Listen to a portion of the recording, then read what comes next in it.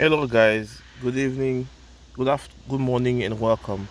Today today video is based on water leak on Chevy Malibus, the 2016 and up.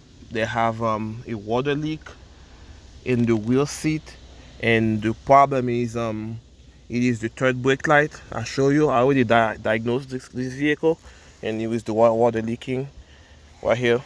It's coming from the third brake light. Wait a second. It's coming from the third brake light up there, and once you replace it, you put new seal, you fix the problem. That's about it. It's not an actual brake light that's the problem. It's the seal around it that wear out, and the glue. Once you replace it, you fix the problem.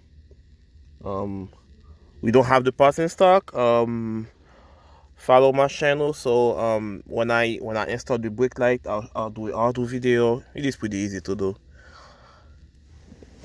Please comment, subscribe, like my channel. See you guys next time. Thank you. Bye bye.